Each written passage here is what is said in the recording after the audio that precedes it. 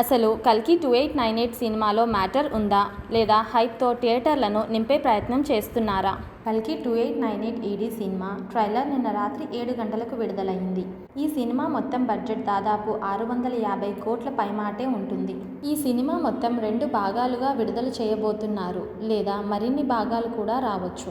ఇందులో ఉన్న కథ, పాత్రలు, అంశాలు అన్నీ చూసినప్పుడు కనీసం 2 భాగాలకు మించి ఉండే అవకాశాలు ఉన్నాయి. ఎందుకంటే కథ చాలా కాంప్లెక్స్గా ఉంది. మీరు ఈ సినిమాలో ఉన్న పాత్రలు చూస్తేనే అర్థమవుతుంది కథ ఎంత కాంప్లెక్స్ అనేది. ఈ సినిమాలో ఉన్న నటులలో అమితాబ్ బచ్చన్, కమల్ హాసన్, దీపికా పడుకోని, దిశా పటాని, ప్రభాస్ ఇంకా ఎన్ని సర్ప్రైజ్ పాత్రలు ఉన్నాయో మనకు తెలియదు. మళ్ళీ బుజ్జి అనే ఒక ప్రత్యేక పాత్రకు కీర్తి సురేష్ వాయిస్ ఇచ్చింది అని మనందరికీ తెలుసు. మేకర్స్ ఈ సినిమా హైప్ పెంచడానికి రకరకాల ప్రమోషనల్స్ చేస్తున్నారు. మొదట్లో ఏకంగా ప్రభాస్తో ఒక సంచలనమైన ట్వీట్ పెట్టించారు. ప్రభాస్ జీవితంలో ఒక ప్రత్యేక వ్యక్తి రాబోతున్నారు అని ఫ్యాన్స్లో లేని కుతూహలం పెంచారు. తర్వాత బుజ్జిని విడుదల చేశారు. మళ్ళీ చాలామంది సెలబ్రిటీలతో బుజ్జిని డ్రైవ్ చేయించటం, రోడ్ షోలో పాల్గొనటం లాంటివి చేశారు.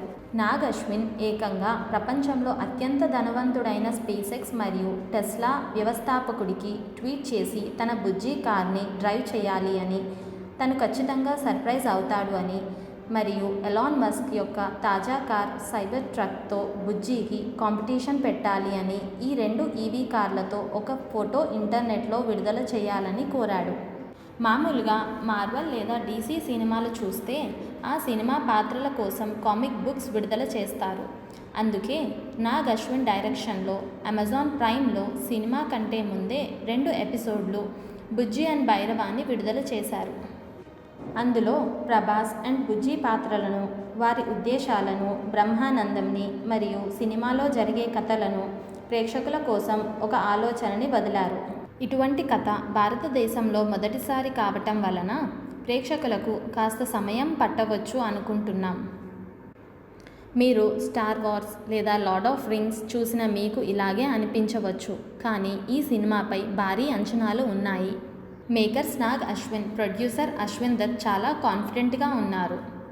అశ్విన్ దత్ ఒక ఇంటర్వ్యూలో ఇలా అన్నారు: ఈ సినిమా విడుదల అయిన 10 రోజుల తర్వాత మొత్తం ప్రపంచం ఈ సినిమా వైపే చూస్తారు, మాట్లాడతారు అని అన్నారు.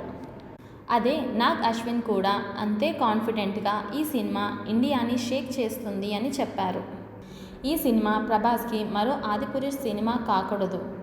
ఎందుకంటే ఇలాంటి సినిమా రావణ 2011లో విడుదలయ్యింది. భారీ బడ్జెట్తో ఫ్యూచరిస్టిక్ సైన్స్ ఫిక్షన్ మూవీ అయిన ఆడియన్స్ అప్పట్లో ఆ సినిమాని ఆమోదించలేదు. కానీ చాలా ఫ్యాన్స్ ఇప్పటికీ కూడా కథలో కొన్ని మార్పులు చేస్తే ఆ సినిమా చాలా బాగా ఆడేదని అంటున్నారు. కాబట్టి మనకు నాగ్ అశ్విన్ మీద చాలా హోప్స్ ఉన్నాయి.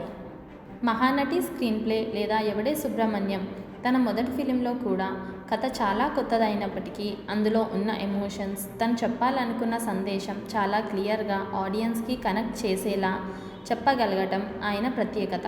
ఈ సినిమా మళ్ళీ ఒకసారి తెలుగు సినిమాను గర్వింపబడేలా చేస్తుంది. మరో ఆస్కార్ తీసుకురావాలని ఆశిస్తున్నాం.